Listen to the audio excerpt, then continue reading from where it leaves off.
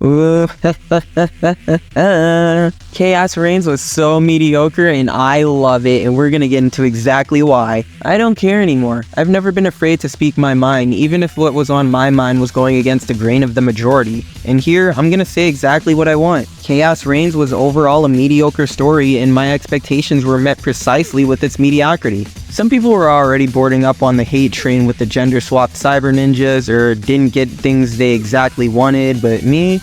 I literally predicted that very little would be followed up with properly in this game's expansion, and it was obvious that Noob was gonna fight Havik. Not to toot my own shadow, but I feel like I'm probably the only MK fan in existence who came at this expansion with the right mindset of, yeah, it's gonna be whatever. Like, I don't think enough people realize that fighting game stories by default are always gonna get a dumb shaft due to wanting to tie story with gameplay in a way that ruins its own world building, sequence of events, power scaling, and damn near everything. Guilty Gear avoids this like a champ by just having everything be pretty much a movie. MK and other fighters could learn from this, but overall, what we got with base MK1 story was acceptable if you write off the annoying multiverse stuff that nobody wanted. You don't need to watch my last two story reviews on MK1 to know where I stand, but if you haven't already, in a nutshell, I felt as though a handful of characters were either improved from prior games or handled fairly well, so long as they were a focal point of the plot. There's some plot flaws obviously, and subpar or straight up lame excuses for certain events to happen, and there were loose ends left to be properly tied, and the ending was...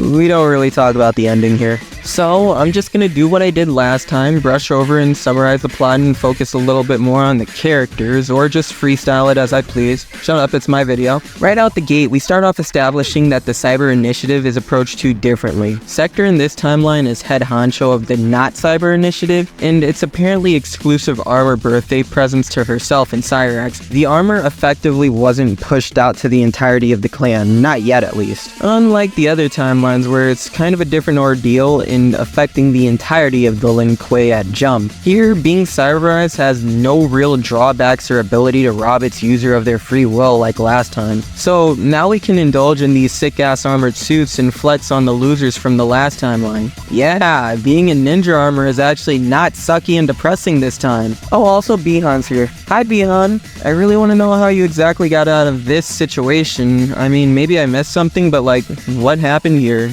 Did Scorpion not lock Bihan up or something? Was he that dumb to just let him be free after everything? Or did someone break him out somehow and get past what I assume would be insane high security to keep him imprisoned? Whatever, MK never has good follow-ups. I already called this shit out when I first talked about it, there's no need to repeat myself. So Bihan picked up intel that Kwai Rumi are getting married and he plans to take him by surprise for a round 2 get back. Cyrax airs that attacking someone at their wedding might be a little overboard, but this version of Bihan loves going overboard, so he doesn't really care, and neither does she. So it's time to attack the wedding, and it goes about as well as you'd expect. Hell no, Bihan's not gonna win. Not only does he not win, but his plan blows up completely in his face and backfire. Wait, no. I got an idea actually. I'm gonna do a new thing, a new segment I just came up with right now. I'm gonna call it, This Plan Was Pissy. Okay, so B-Bro over here was aware that the other gang was having a wedding, and he wants to use the element of surprise for a strategic tactical advantage. To have his large group of Lin Kuei NPCs duke it out with Scorpion's large group of Shirai Ryu NPCs. Rather than, I don't know, ensure the entire Lin Kuei's got cybernetic enhanced armor to give your team the advantage in terms of resource and weaponry, Sektor's already ready to pump out production and give everyone badass armor. With your permission, I will begin the armor's mass production. First, it must be tested in battle. What? You want to slide officially on the wedding of your biggest op while test driving Sektor's new armor? Oh, but it gets even better. So prior to now, Bihan had effectively gaslit Kuai Liang as a huge traitor to the Lin Kuei, siding with Liu Kang for nefarious purposes, alongside Outworld. She knows that this isn't true, cause, you know, but Cyrax is left completely in the dark. Even Sektor herself brings up how they probably can't keep this lie up forever. So rather than imprison, detain, or kill Cyrax so she doesn't become a problem later, hell, I'm sure even if you gave her enough time, Sektor could probably just modify Cyrax's fit to strip her of her free will, like those other times, so she doesn't compromise our plan. Anything. But instead he's like, "No, I'd win." And then he loses badly. I love how hardcore Cyrax is to defend Harumi because the plot exclusively demands it, because according to her, she doesn't have it coming and is only fighting out of pure defense. We defend her, Cyrax? Kuai Liang, Thomas, they've broken their oath. They are fair game. But she is not Lin Kuei. She only attacks because we do. Okay, well tell that to the other members of the clan who probably have no clue what's going on, but are still dying by association. Kuei had to recruit these guys, so some, if not all, are probably new to the Shirai Ryu, right? They're not Lin Kuei, so why aren't you sticking up for them? They deserve it just as much as Harumi. And it's hilarious because it's because of Cyrax that they nearly win the beef, but lose last second. When Kuei reveals the truth to the unaware Cyrax, Bi-Han once again screws himself by not even trying to hide it. And then of course he proceeds to lose this fight because the game would just end here if he did win, but hey, you know, whatever. And that's how we, yes, I said we, because I sure as hell would side with the Lin Kuei despite everything, lost our biggest score. Already she suspects our deception. Eventually, she will learn the truth about Kuai Liang. We will be ready when she does. Fuck you, Bi-Han. Okay. Despite that rant, this was solid direction. Even though there was like 1 or 2 lines that could save a lot of stupidity, I can forgive how dumb Bi-Han's plan was for the sake of how the plot moves forward. So he loses, and you think the conflict would focus on the newfound Shirai Ryu going against the broken remains of the Lin Kuei or something like that, but no, they gotta take them to Outworld even though the beef has nothing to do with them. Detain Bi-Han and Sektor. We will deal with them upon our return to the compound. Respectfully, no. Their crimes are not only against you, but against Earthrealm and Outworld. Their fate lies in the hands of Lord Liu Kang and Empress Melina. You bastard, you just want to see Katana again! Oh god. This is so dumb. Why are we here? Because you want to blame Sub-Zero for Sindel dying because he was complicit even though he wasn't even there? God damn it, I hate all of you. Remember how we went over Melina's character in MK1 and how it was sloppy but solid and just needed a good follow-up? Well, fuck your follow-ups, because Melina and Katana, and hell, a lot of characters do even less here than they did in the base game story. Melina's now just pissed off at everything and wants to kill everyone, and these idiots thought that it was a good idea to bring them to her to decide their fates at a time like this. And Katana's even worse now because she's just Kale, but even lamer. Like how do you... Why are you two even here? You do nothing the whole time. I'm sorry. Let's stay focused. While trying and doing a bad job to convince Melina that killing will accomplish nothing but making everyone even madder than they are at this expansion, Douche King is interrupted by Titan Havik. Remember that guy from before? Yeah, he's here now. He and his Chaos Timeline gang come in and need something, and they reveal what they need in the most unintentionally hilarious fashion. For now, I only need him. Nigga, what the fuck? They need Garrus because he possesses the Kamidogu or whatever, which is pretty much at this point whatever the hell the writers want it to be. And they need it in order to fuel the gas for their upcoming plan for Chaos, to fulfill his lust for bringing in as many timelines as possible to fight for his entertainment. So they do, and the good guys do a really bad job at stopping him. Like just look at this.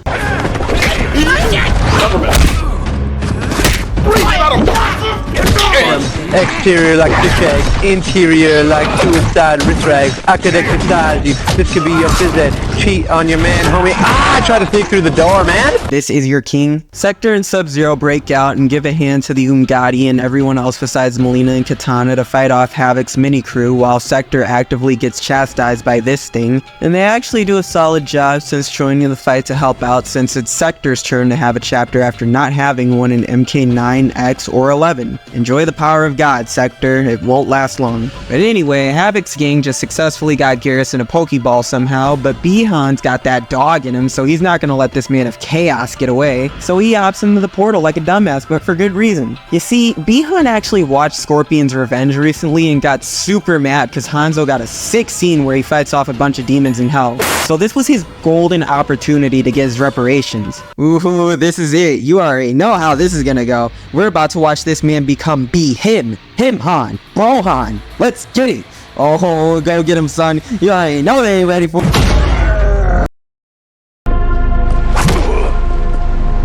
Okay.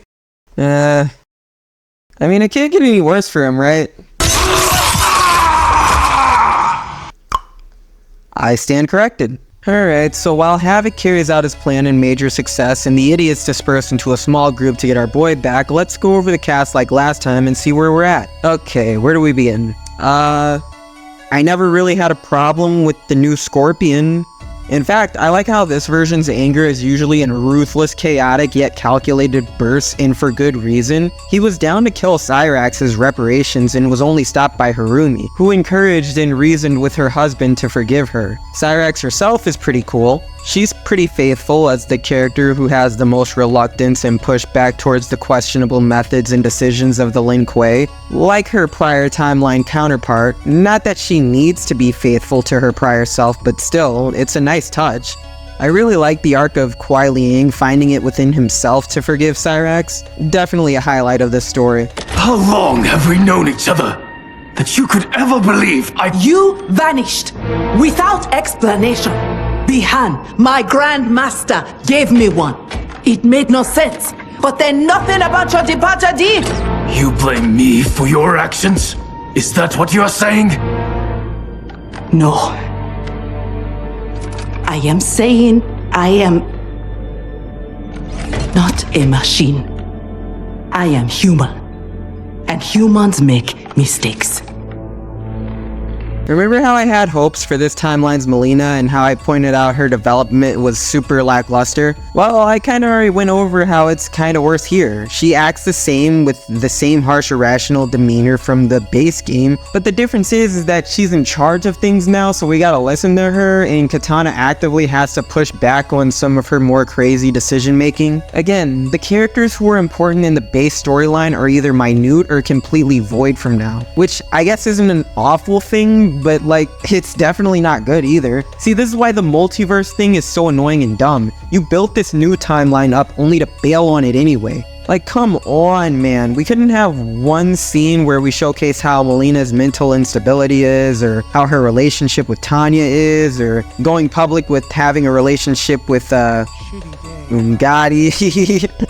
We could delve into the banter with how the people of Outworld view Katana as a more worthy and reasonable to lead, which is kinda hinted at with Katana's pushback. What about that General Shao scandal to take over more and more of Outworld? I mean, it may be redundant, but it's a new timeline. Surely we can adapt this story with a unique twist. What about Reptile or Ashra? Apparently they're making bedrocks, which is kinda weird. Not because they're a thing, but more so because Reptile seemed to have got over his dead family really fast. Either way, I'm just saying, like, come on. No, we gotta focus more on Havik's timeline? Alright, fine. We bump into an alternate version of Johnny, Rain, and his wife Tanya, who represent pretty much the resistance group against Havik in his timeline. They're honestly written fairly well. I mean, there's nothing all too super special or unique, but the dialogue and their banter and interactions are solid enough on their own. I really like how different this version of Johnny Cage is. He never really jokes around. He's really flirty still, but it's really hard to put a finger on it, but he's just so different in such a good way. And you know, the lovesick thing between Rain and Tanya is pretty dope. Rain in the base story was really good at doing nothing. This expansion actually helped him out by giving him a decent backstory. Pretty much like Ashra. But I actually like this version of Rain more than pretty much any version from prior timelines or even this base game. God damn it, why didn't I see it coming? Okay, so Scorpion, Cyrax, Sektor, and the Resistance keep surviving through Havik's advanced Hunger Games type publicized death trap until they finally escape with the help of Cephalipu or whatever. And nothing really interesting happens, but the part we all really came for is finally here. Oh, that's hot.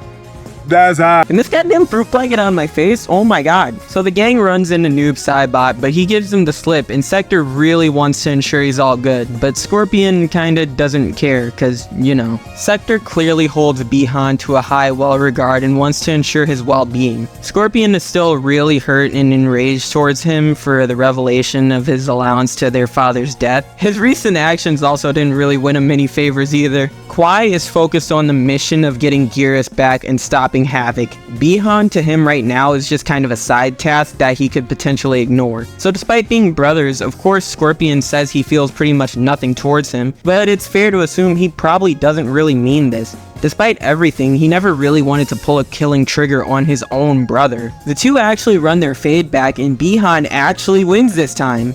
Wow, that's actually really nice. I mean, sure, he loses to this alternate Tanya right after, but still. They end up pulling a double whammy save for both Noob and Garrus and manage to dip off like chips just in time, and then we get the greatest thing of all time. Liu Kang uses some skiffly poo random magic plot convenience powers to null the control Havik possesses on Bihan's new body. Sektor is the main one concerned for his well-being and rushes over to him once he's kinda healed. Bihan, can you hear me? Yes, I can.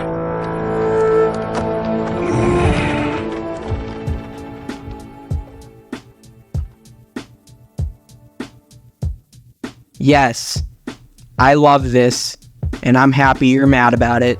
Let me explain. I have no issue with this. Not only do I have no issues with this, but there are fundamentally no real issues with this, and I'd say it's a hella good ship, all things considered. If you're mad about this, I know why, and your reasoning is stupid. You're more than likely a little ass mad because this isn't Serena in this shot and you really want it to be, or you're upset because you feel like Sektor was gender swapped solely for this. Serena fans, Byrina shippers, I get it. There were like 2 or 3 mentions of the two having a dynamic in the past, and you really wanted to maybe get a follow-up here in the newest game now that Serena's back. Problem is that this is still a separate timeline whether you like it or not, and Bihan has never interacted or even seen Serena. So 9 times out of 10, the two don't even know of each other's existence in this timeline. So if it were Serena in this shot instead of just Sektor just because, it would narratively make even less sense because what the fuck? When the two lost the beef set against the Shirai Ryu, Bihan and Sektor were likely gonna die because of the good guys being idiots. They've lost most of their clan, one of their best fighters turned face on them, and they nearly lost the only thing they have left,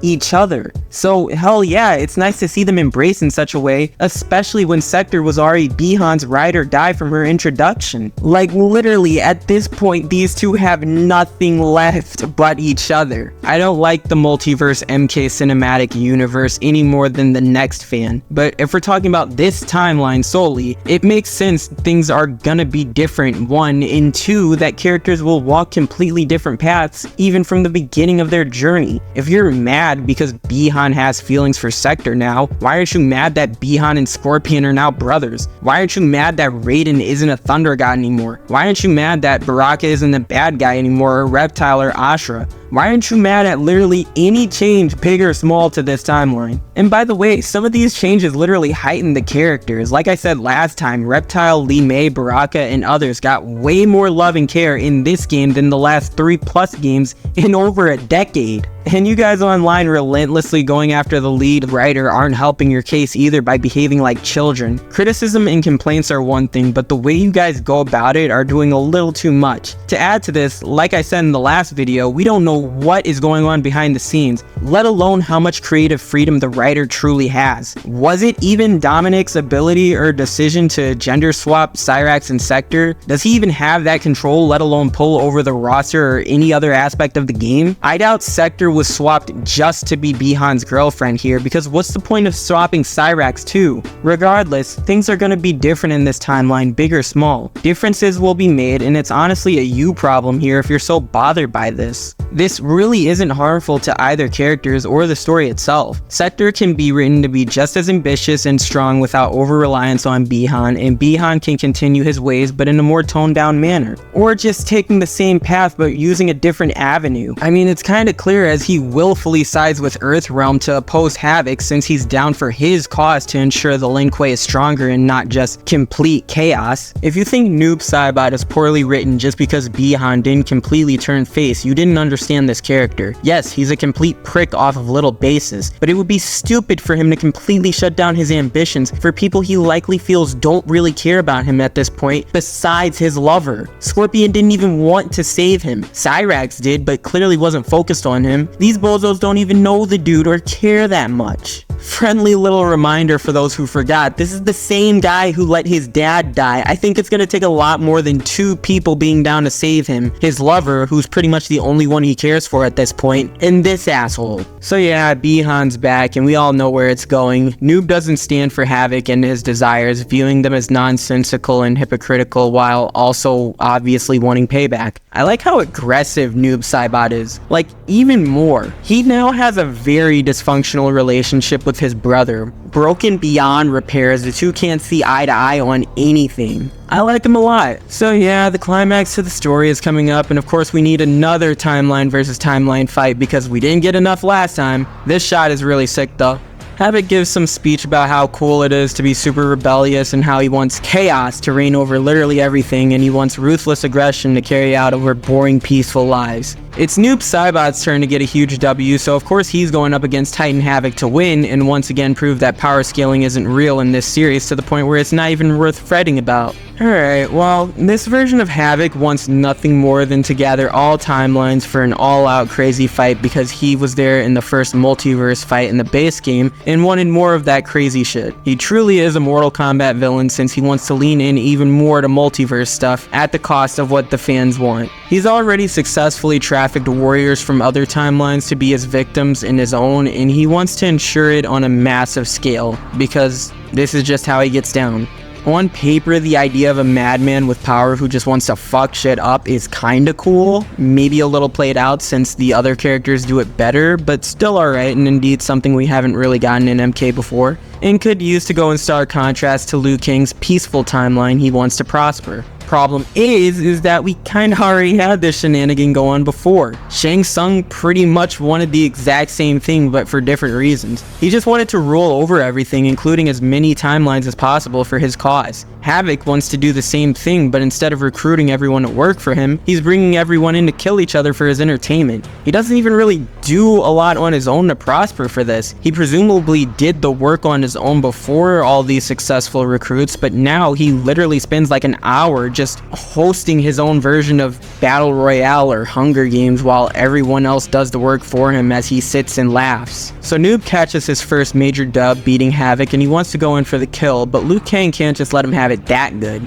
exclaiming that killing Havik could potentially erase his timeline as well. Noob Saibot speaks for me as an MK fan. That is not our concern. Ours is only this. You bastard, you cut him off when he was right.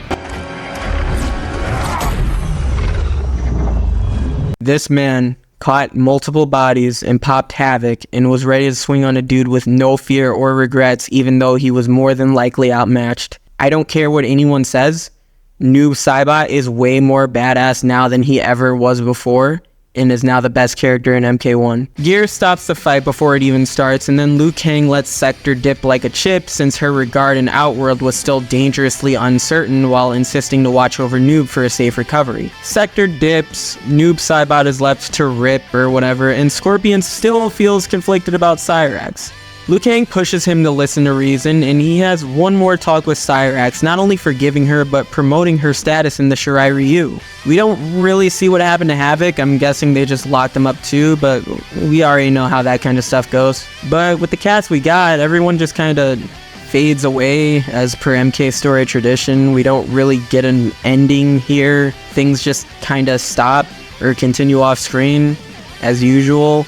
I don't know why people are complaining more about it now, but hey, whatever. I don't know, maybe I missed something here, but I really don't understand why people are getting mad. Like, what exactly did you expect? Something mesmerizing? Please. This is your standard MK story in 2024. You better curb your sorry expectations. That's not to say you shouldn't want a good story, but I feel like people who are mad are just mad because they didn't get what they wanted. This doesn't degrade the story. If the plot and events leading through are solid, the story isn't bad just because the events were events you didn't want. This is quite literally just your average story with stupid time rules dealing with and stopping Havik. It isn't shitty enough to hate, but it certainly isn't good enough to love either. 6 out of 10, Noob, Cyrax, and Sektor carried. Noob and Sektor finally get something good after pretty much just jobbing with cool designs for the past decade plus, and this opens the door to a lot of opportunities. Just because Bihan didn't magically turn completely good doesn't mean his story here is bad. I already went over this. He has pretty much no one on his side besides besides Sektor, and yeah, he doesn't really deserve much sympathy, but his goals remain unchanged. If anything, I'd argue this helped Bihan's character gain even more motivation because now he ensures that he's going to answer to no one and follow his own code alongside the woman he loves to ensure that he and her will get their due diligence to grow stronger, and stronger to one day properly oppose Liu Kang and those they feel have robbed them of their ambitions. That's actually great. Like, what? I hope it works. It probably won't, let alone get a good follow-up, because it never does, but still. I honestly like Khaos Reigns because you hate it and will continue doing so.